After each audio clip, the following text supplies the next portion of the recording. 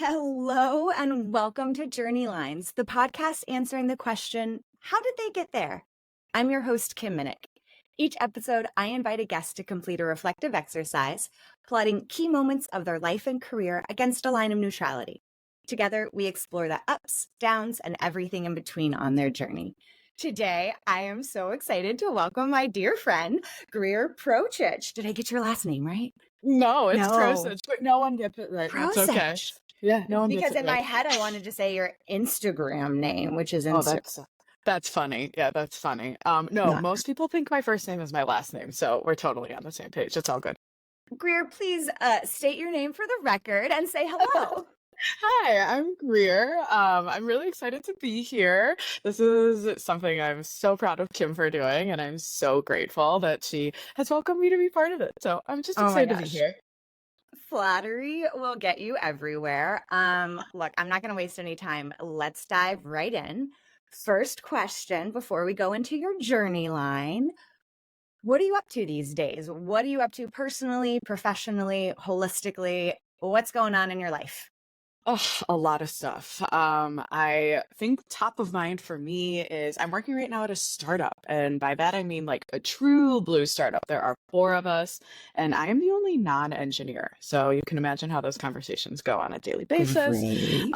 But we are building, we're growing, we're trying to change what feedback looks like for teams. And so really just kind of focusing on My how do we keep people aligned and how do we build tools that help people stay together and help people eliminate annual reviews and things like that. So focusing heavy on that. I'm working on a performance management community, which I'm really excited about. We've got a presentation every month to do some sort of learning and then community building after that. And then in my personal life, I'm just kind of prioritizing my health. I'm somebody who isn't the healthiest. And so really making sure that that is top of mind and I'm making space in my workday for feeling good and taking care of my body. Those are probably my top three right now. I appreciate that so much. I don't think we really are intentional, not just about mental wellness, but physical wellness and taking those times. I am sure we'll dive into more of that on your journey line. Okay, Yeah, good. I said that Yeah. very hopefully. Yeah. All right. So step one, for people who have tuned in before, I'm going to share your journey line once on the screen. And then for the rest of the time, we're just going to have the conversation because it's way better Fabulous. for everyone. Okay. So Greer, kick us off. Tell us where we start in your journey. Where in time, space, and location are we? Yes. So we start in my journey at 15-year-old Greer. I had just hurt my back. So I literally broke my back when I was 15 years old playing softball. And I was an athlete. That was my identity. It was what I was doing when I was that age. So getting that taken away from me was like, who am I? What am I doing? Where do I go? How do I live? And so, of course, I went to Roly Poly Sandwiches and started working their cash register and making tuna salad and all that kind of stuff. So I just dove straight into work. I really just wanted to keep myself busy. This was post recovery or Yep. So I was supposed to have surgery, but I had worn a full brace that, kind of healed myself back together. Thank goodness.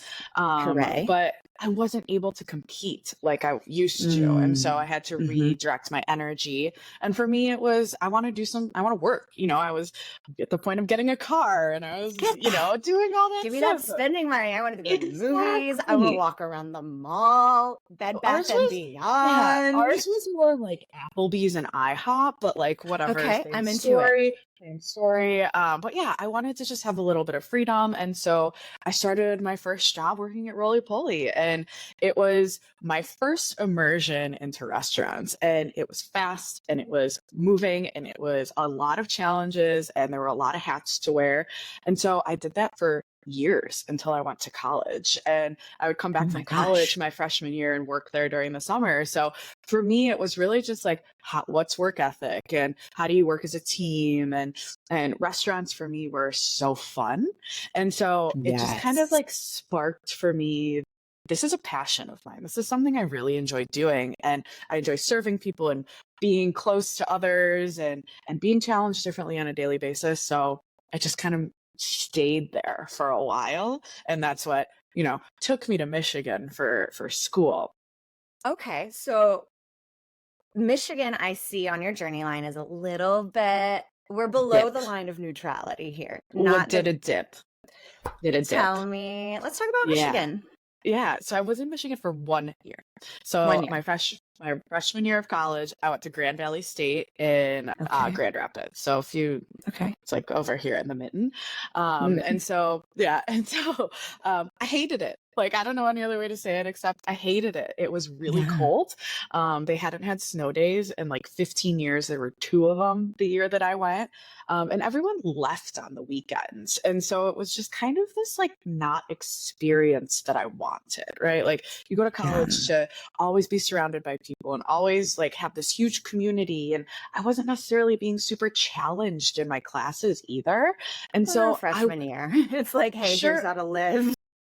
Girl, you're talking to queen of anxiety, overachiever, like high performer child who was like, wait, hold on, I'm not performing to the highest of my ability. This isn't okay. And so I really did kind of hit a rock bottom there. I was like, this isn't for me. I'm not in the right spot. I don't feel like I'm the best version of myself right now. And so I had to make a hard decision with the consultation of my parents because I was 19 years old of like, what am I doing?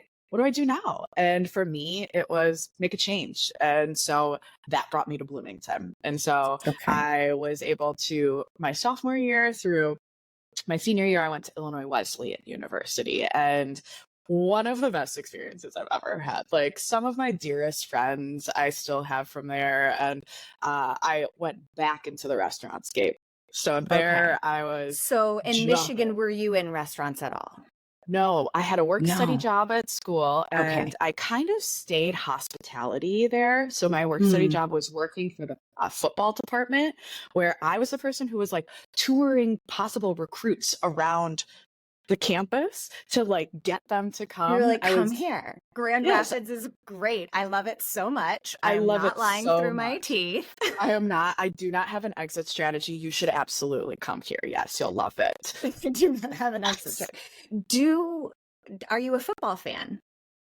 Funny, I never watched a single game when I went there. I would go. I'd bring them on the field. I'd be like, "This is the field that you'll play on," and then I would leave. So I never did anything with it. No, it was not. Great. It was just like the bow on top of this isn't the right experience for you. You're not in the right spot. You don't know what you're doing. Like, do something else. Figure something out. I feel like in HR world, it's like a recruiter recruiting for a company that they're just not into. And you're like, no, really.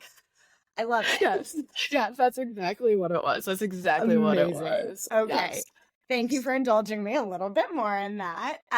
Okay, so you decide that football recruitment isn't for you. Too bad. Could have been a cool, journey. Move to Bloomington. Find new college. Some of best friends. And just kind of flourish and figure out who I am. And so I started working my junior year at a restaurant that was it was stunning. Like it was a $7 million restaurant in Central Illinois. It was the most beautiful restaurant down there. Sounds delightful. And, it was stunning, and it was this transformative experience for me, if I'm being very honest with you. It was the first time I'd ever like served tables real like that. So like I was working in a sandwich shop. Is this more of like a fine dining restaurant? I had a tray. There were protocols. Like serving from the right, clearing from the left. Exactly. Yeah. So multiple size forks. Not in this spot, but like we had a baker in house, and so we were baking our own fresh bread, and it was a phenomenal spot. And so that really like solidified my love for restaurants. So when I was in college or in college and undergrad, I was working 3 jobs. I was working at 3 restaurants. And you'll love this. I was 3. also working a work study job in the athletic training office You're as an crushing athletic this. trainer. Yeah. So like I was the person who was I went from touring the football recruits to taping their ankles and icing their groins afterwards after practice. I know. None of this makes sense. What was Mama your needed work major? study money. Sociology? Okay, perfect. Yeah, this Yes. all totally Aligned. matches. Totally. Yeah, Totally. yeah. It all built up into itself. So 3 restaurants at the same time. Yep. So I was working at 3 Okay. restaurants and I was Work working at study. the work study. Yep. Yep. And you just said I needed that work study. Can you tell me, I don't know what a work study is. Why did you need it? What happened? Yeah. So work study at my school was if you work at an on-campus role, it goes towards your tuition. And so, yeah. Great. And so for me, I was like I was going to a private college. I needed a little bit of money. And so I was working, Student you loan know, interest is high. exactly. Yes, it is. So I was working 20 hours a week going into support whatever they needed in the training room. And that was such a fun, silly job. I could probably still tape your ankle if you needed me to, or if you had turf toe. So just like let me know at some point. What? Turf toe. I'm sorry. This is a new phrase.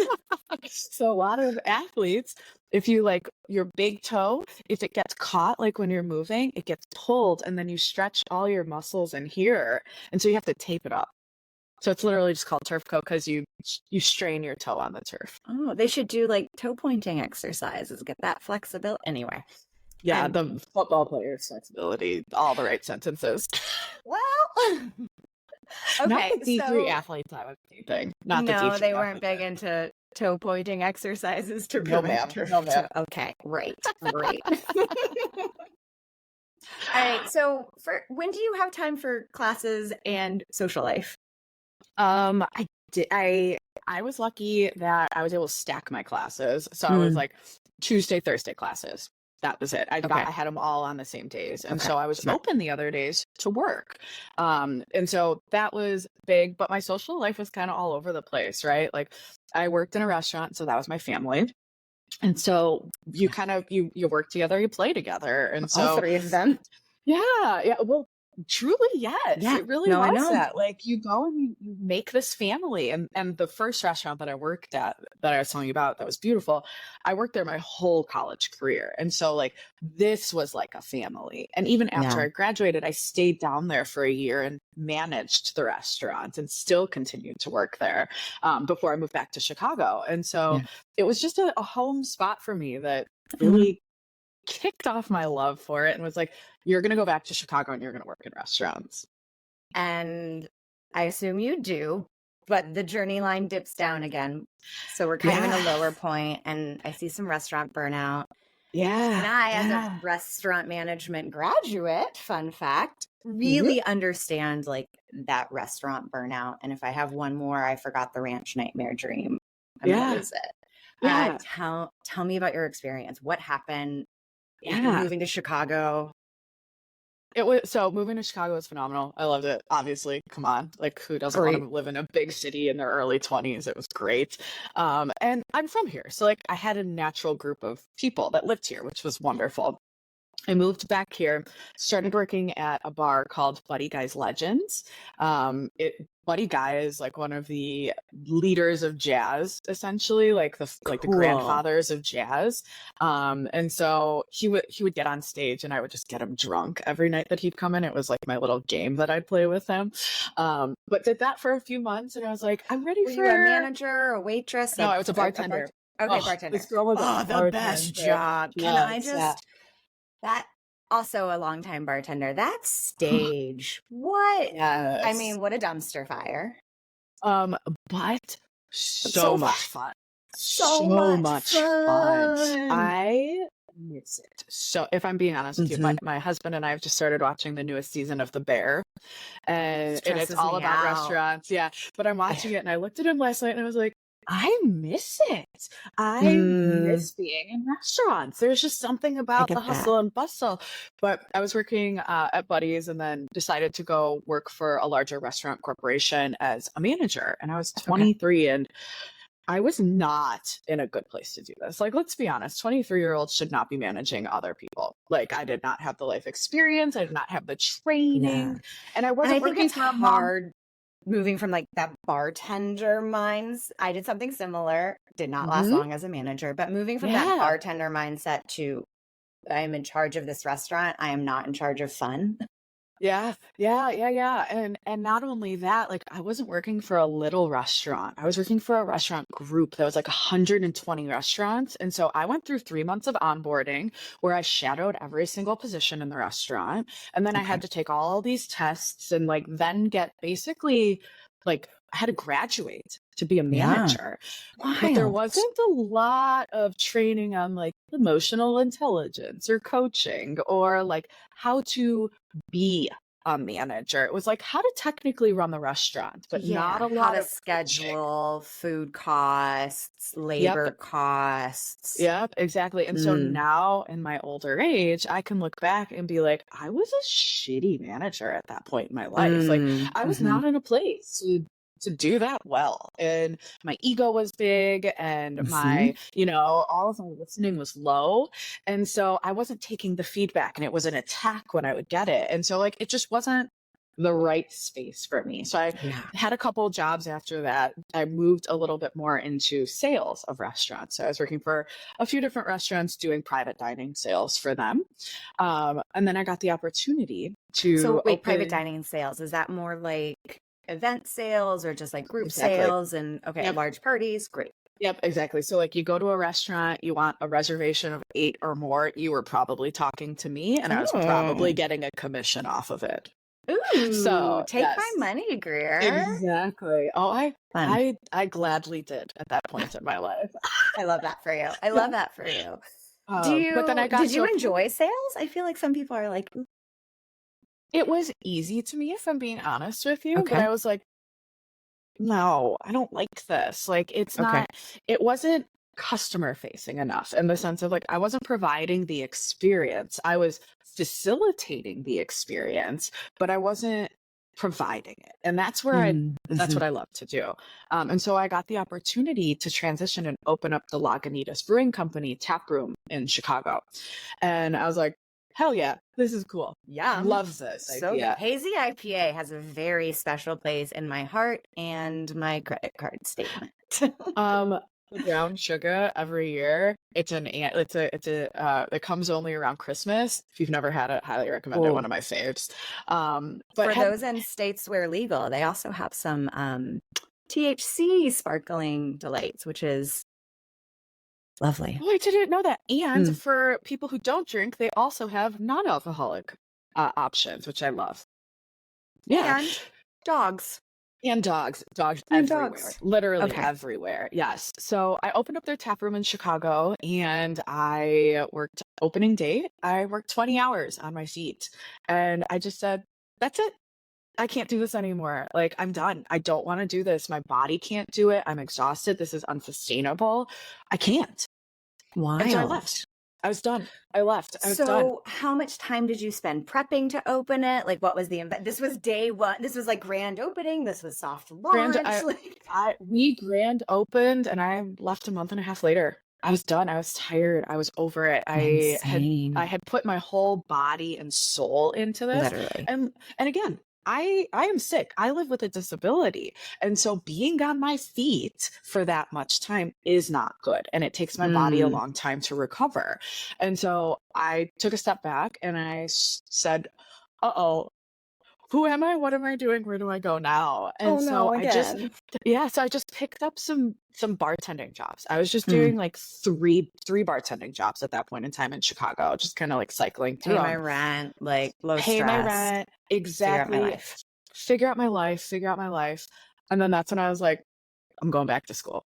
School is my Yeah. calling. I'm doing it. Like I nobody takes me seriously because I was a restaurant manager. Like that was just the reality of the situation. Nobody was I taking me seriously. I get that. And just like soft pause. You just talked about how literally, not maybe for you, literally backbreaking, but it is like Mhm. really hard body, blood, Labor. sweat, tears, Yeah. hard labor. And operationally managing a restaurant is a wild game of Tetris and cost and figuring things out. And like to have that responsibility of a multi-million-dollar business under you in your Yeah, young 20s, and then people are like, oh, you're just a restaurant manager. Like, exactly. I Yeah. feed people, like Yeah. I nourish people. Like, Yeah. it is Exactly. such a wildly under-respected role. Shout out to It all the is. restaurant managers out there. Thanks for Totally agree. nourishing people. Yeah, absolutely. I totally agree. I totally agree. It's a specific skill set and we're all a little bit crazy, You but kind of gotta but be. that's what makes it fun. That's what makes it before special. before we move into your like grad school life and move on from there, any wild stories from your restaurant life that just maybe one, or like any really big career learnings you took away from hospitality? Yes. Okay, I'll give you two. Okay. So the craziest story I had was when that one lady came into the restaurant, started eating Jello off the salad bar with her fingers, and Delightful. tried to punch me in the face, but ended up fish hooking me. No, her Yeah, fingers were in your mouth and the fingers went in my mouth Jello. and the Jello. That's too Yeah, many yeah. places for a stranger's There's too fingers. many places for strangers' fingers to be without consent. And so I hated that. Yep. At that same job, the valet totaled a car on my shift one time, which was also fun. Awesome. But my biggest takeaway, and this is from the large group that I worked at, is attention to detail. That's what Yeah. matters. That's what people remember. That is the lasting impression that you have with people. So pay attention to details. Don't just bullshit it. Don't just put it out for the sake of doing it. Do it with intention, do it with meaning, and pay attention to the T's and the I's, because that's what people are going to come back for. Okay. Thank you. Again, indulging me. This is all for me. Anything for you, please. So we hit the highest point on your journey, the grad school life, with a little sprinkle of maybe some magic and love in there. Tell me, where is grad school? What are we doing? Yeah, so I had a friend of mine who had gotten who had her master's in industrial and organizational psychology. For people who don't know what that is, it's business psych. I tell people I basically got my MBA in people instead of my MBA in finance. Like, that's how I think about it. Yeah, it's just an easy way to think about how do people think and work and communicate. What are they motivated by and how do they learn? And I really wanted to focus on not having any more bad managers. So working in hospitality, I can name maybe one manager that I still think about how they were a good manager. I took away a lot of how I don't want to be a manager in hospitality. Yep, my list list wanted was to go back short to too, school. of like great managers, short list. But again, very short. We're putting 23-year-olds in charge of these restaurants and wondering why. We are setting people up to fail. Right. And so I wanted to go back to school so that we weren't having any more bad managers. We were setting people up to succeed. So I started to go to school in Chicago called, this is the mouthful of the mouthfuls, the Chicago School of Professional Psychology, with my master's in industrial and organizational psychology. I know, like, I had to take a breath before I say it. I love it. But it was an amazing program that showed me who I am. Like, I grew into myself in that program more than any other experience I've had in my life. I have some of the most lifelong friends from that program. I have these friends, like one of my best girlfriends from that program. I tell her consistently that my friendship with her changed my life. She has opened my eyes to be more loving and accepting and be, understanding, and just I am so grateful for the relationships that I got from my grad school career. But I also think that I was in a place where I was meant to be, and I was doing what I was meant to be doing. And so I was just attracting the right people and the right opportunities. And then that's when I found my husband. Speaking of great relationships, attracting great things. Yes. Yep. You met your hubs. Do you want to share the story how you met, or? We met at a Cubs game. I know, it's Hooray! so exciting. It was so exciting. Yeah, we met at a Cubs game. Yeah, and I asked him out on our first date because I was like, this is somebody I want to know. And from there we were kind of inseparable. And so that 20 2017, 2018 time in my life is some of the most formative part of my life, to be very honest with you. Some So of the best. 2017, 2018, like Mhm. not that long ago, really. No, and I think back on it and I just think I had so much fun and I said yes to everything and I learned so much and I met so many people that it really brought me into who I was. It gave me the opportunity to be me and I loved it. Did you continue working in restaurants during this time, or were you only going to school? Yes, I was still working in restaurants. I Okay, was perfect. bartending a lot, but Yeah, I was also working at a company that was a hotel company. So part of my program so cool. was required that I got real on the job experience, and so I was working for a company called White Lodging, where you've probably Yeah, heard of them. Yeah, I mean, I had never heard of them. You've actually made hospitality us. graduate, so like Yeah, got it. Yes, cheat, yes, yes, cheat a little bit. exactly. But most people have never heard of it because it's not like they don't advertise it, but they have Hyatts and Hiltons and Marriotts under their Yeah. portfolio. So you might have stayed at one of their places in the past. But I started working on the corporate side for them. Mhm. So for them, I was focusing on org development kind of stuff, going back through and looking at how they were doing their hiring and was it equitable and how are we really looking at the right things and creating competency models and thinking about leadership development programs.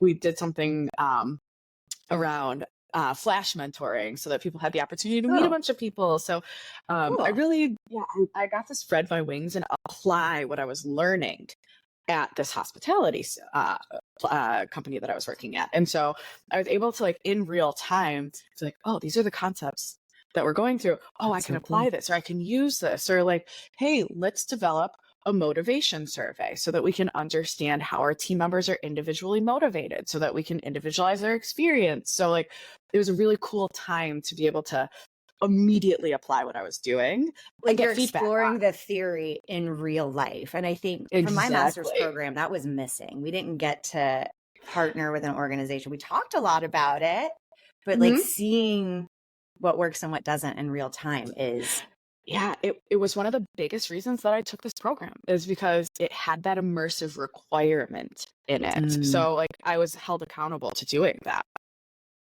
amazing. I love it. So you Mhm. graduate, I crushed graduate, it. Congratulations. crush it. Thank Uh, you. Still riding pretty high, and this is where our journey lines meet.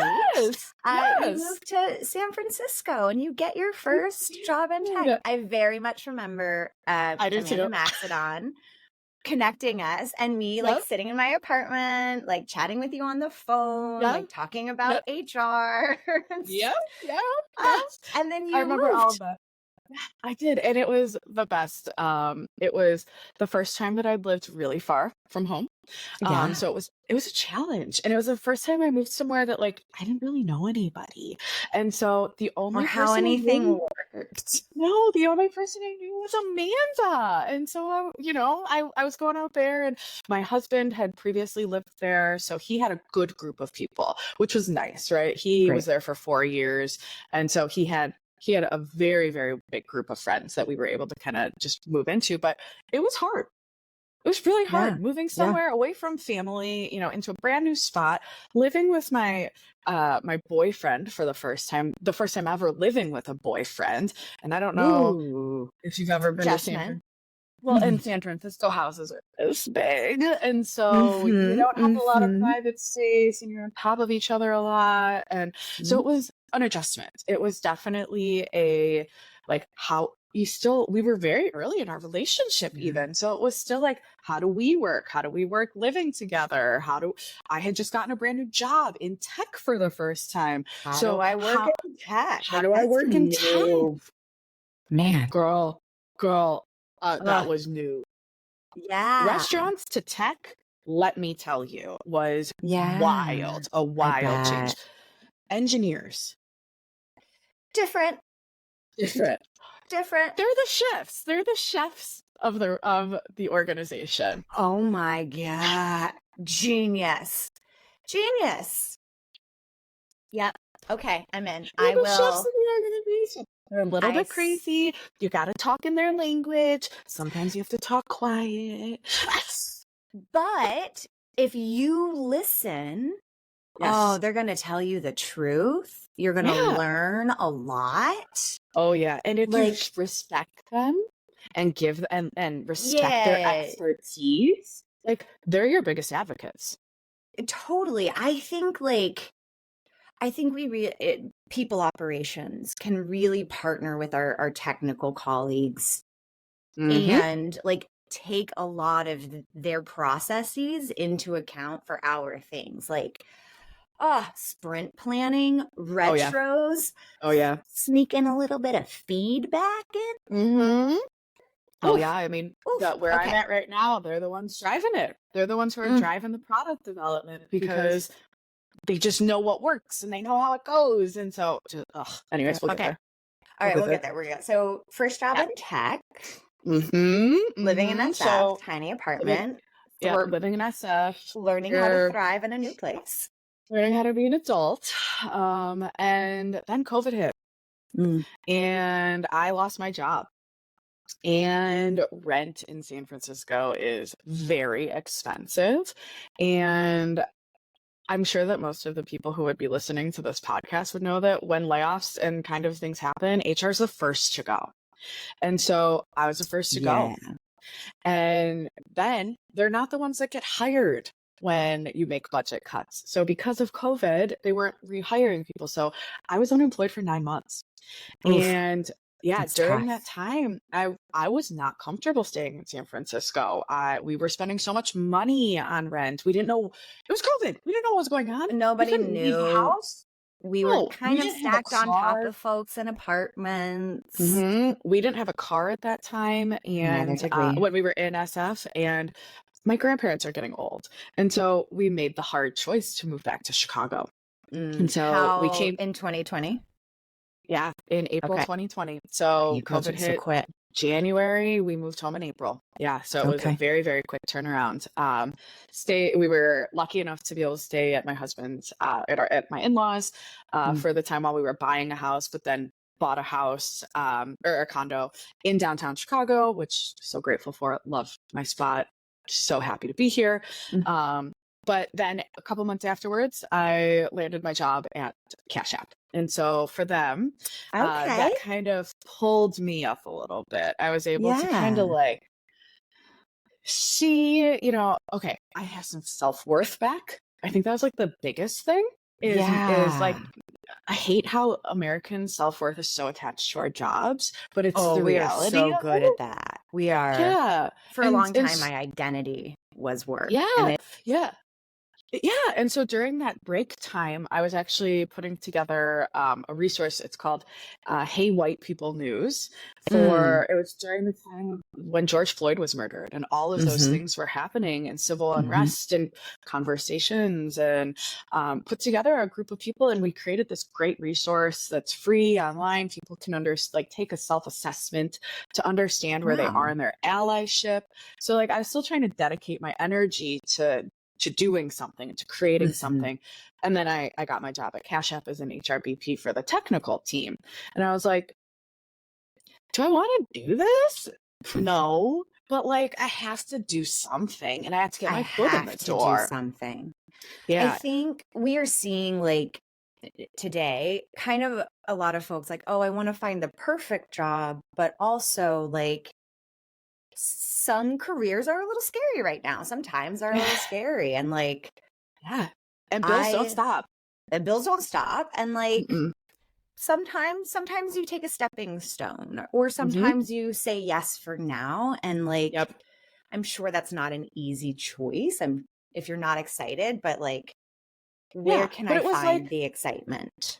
And it was like, what could this grow into? This could grow into something. Like we could do something new and fun and all of that. So I worked as their HRBP for their technical team. So I was supporting a lot of people across the world. And then my health took a shit. and I had to take an unpaid leave of absence for Oh, 3 months. oh, I started a new medicine and it completely knocked the life out of me. And so it was probably the hardest decision I've ever had to make, if I'm being very honest with you, was to say, I need time and I have to yeah. stop. And it was like my How ego. how long had you been working? Because if you were Girl, I had unemployed for been, 9 months and then having to take a leave, like that's yeah, terrifying. almost a year to the date after my start date. I took a 3 month leave of absence. And I had been Ooh. working prior to that, probably around a 9 out of 10 on pain for like 3 months. And so, like, Oh, as you can imagine, fatigue, brain fog, like all of those things are real. And I'm working a brand new job. So, like, my anxiety is high and I want to perform, and all of these things are happening. And so, I was not healthy. I was not healthy. mm-mm. And with the support of my doctor and my husband, it just made sense to take time off. It made sense to take time off and focus on this treatment and making sure it was the right one and giving my body the time to adjust to the medicine and all of that kind of stuff. So it was hard. It was Yeah, very, very hard. yeah. But I came back to Cash App after my leave of absence into a different role, which Okay. kind of lightened the load a little bit.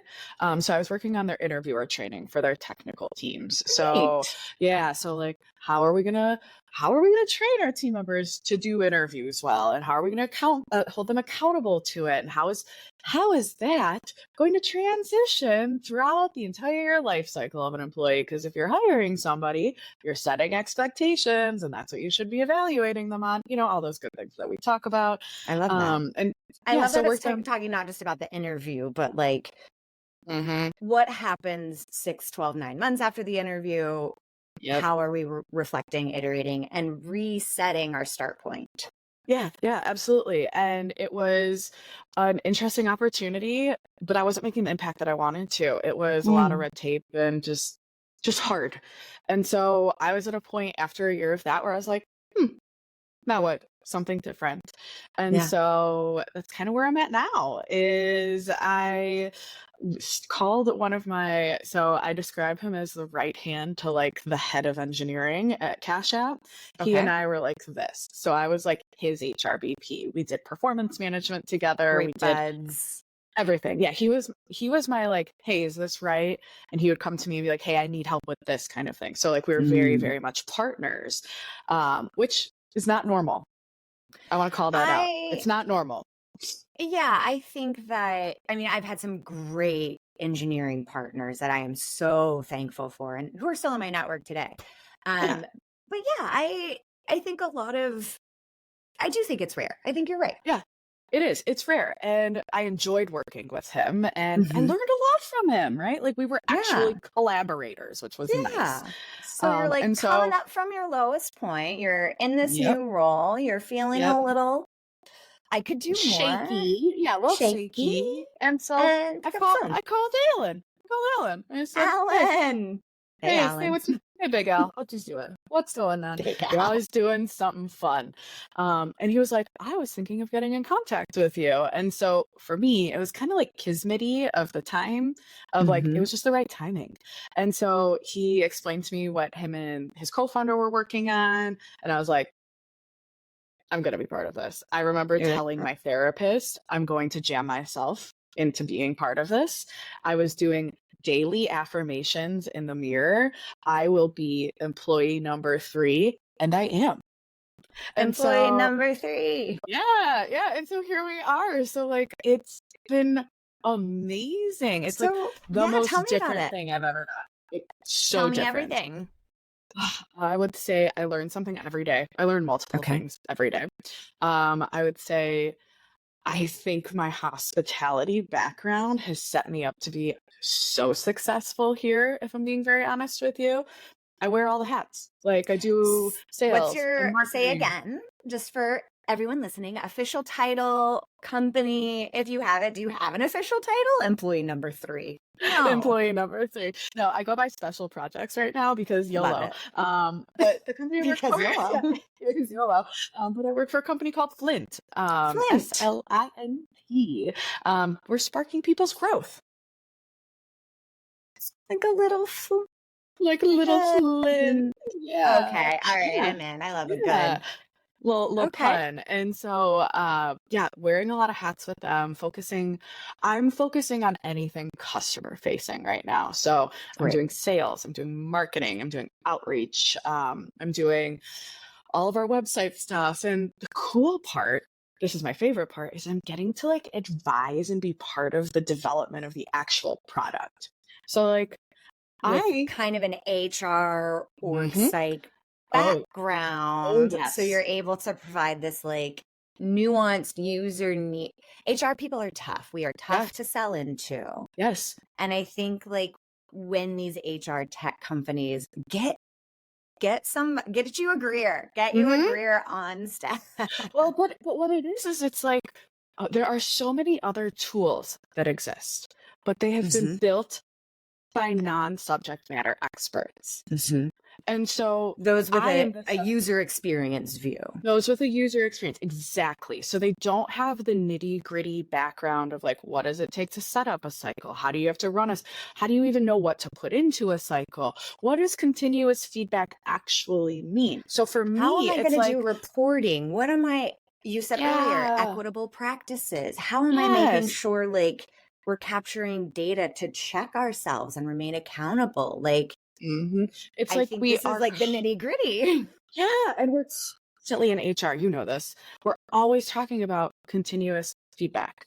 Why are we not doing continuous feedback? Why are we doing annual reviews? Blah, blah, blah, blah, blah. And it's like, because no tools exist to do consistent feedback. They all exist to do annual feedback. Hmm. So like, why are we surprised that it's not happening? There's nothing to hold people accountable. There's no mechanisms for reinforcement. Like, we know how adults learn. We know what behavior means. We know how complicated it is to change a habit. So, like, Mm-hmm. why are we not changing habits and teaching adults in the way that they want to learn? Like, let's Yeah. meet them where they are. That we talk about that all the time. Let's Meet them meet where they folks are. where they are. I So love let's that. give them Like, a tool to meet them where they are. and let's give them a couple different options. Like, Yes. everyone's in different places, which means you need to find some different ways. Yeah. And Yeah. everyone learns differently, and everyone communicates differently, and Hmm. everyone likes to receive feedback differently. So, like, Yeah. focus on what that person wants to do. But Hmm. as a manager, especially a first time manager who is now managing their former peers, they don't know how to do any of this stuff. And that's so tough. So tough. Like, I went from bartender to manager in the same restaurant, Yes, and like, this isn't exactly. just in tech. I know like a lot of your HR experience has been in tech, but like new manager amongst peers, like amongst former peers, That's that hard. happens everywhere. Like, Yes. And oh, it's it's hard, respect. it's tough. And It's it a comes new down to respect. dynamic. That's it. It's a power dynamic. The Hmm. power dynamic. And Hmm. so that's another thing that we're thinking about is like, there's a power dynamic in feedback. Let's be real. Always. Yeah, you're Big power. evaluating. If you're reviewing something, you're judging something. You're judging, if you're giving something a rating, especially, you're judging Hmm. something. And Yeah. so, how are we have to equalize that power dynamic and Yeah. we have to put the accountability on everybody. So, that's what we're focusing on is how do we And make that's what you're everybody doing. accountable? Yeah. And all of your lines are kind of up and to the right now, feeling Yeah. good. Like, Yes. I feel like I'm just on this path right now where I'm supposed to be. And like yeah. having people like you in my community, and I will say I've networked like crazy. I've met so many new people in the last year. Like, I have 20 hours of meetings on my week with external people sometimes, and it's been amazing. It's been one of the biggest recommendations I could probably make would be just network, just go meet people, just Go go say talk to hi. people. Yeah, Go say because hi. people want Go other hear a people in their story. network. Go hear Yeah, someone's yeah, story. exactly. Um, Greer, this has been absolutely amazing. I am so grateful you walked us through your journey, the ups, the downs. As you look forward, uh, any final thoughts or any things you want to share or anything you're really excited about? I'm going to ask 17 questions at once because I'm a great interviewer. I Let's try love that that. again. What are you looking forward to as you look to the future? I'm definitely looking forward to growing our business. That's for sure. Yeah. I think we've come up with something that's impactful, and I think we've come up with something that can help small companies. So I'm really excited to like help smaller companies establish their culture and make it positive and impact workplace environments. So like I really just want to make people feel successful. And I feel like that's where we're going. We're focusing on that relationship and empowering the relationship between managers and team members. So excited for that. That I think would be number one. So excited. Any final thoughts, reflections, or any things you want to share as takeaways with the audience from your reflective journey? I will say I've had a weird fucking journey in my career. It makes no sense. It's perfect. Anybody, yeah. It's But perfect. you can't let that hold you back. Hmm. Like and if you want something, you have to take the steps to do it. So Hmm. I knew I needed to go back to school. I knew I needed to get mentorship. I knew I needed to have a school that gave me that practical experience. And so really just kind of figure out what it is you want to work towards and then work backwards from that, I think, is what you need to do. So for me, it was I wanted to change into tech. I wanted to move into the corporate side. So those building blocks for me meant go back to school, continue your education, broaden your network, and do something different. And I wouldn't have changed it for the world. I would do it all over again. Maybe Uh, minus the statistics course. Never took one. I can't comment. Well, thank you so much for sharing your journey with us. As for a reminder to our listeners, you can always check out Greer's Journey Line. It's linked below in the comments. And if you have someone's journey you would like to know about, reach out. Let me know. I'd love to hear it too. Thanks so much, everyone. Have a great day, and we will see you next time. Thank you.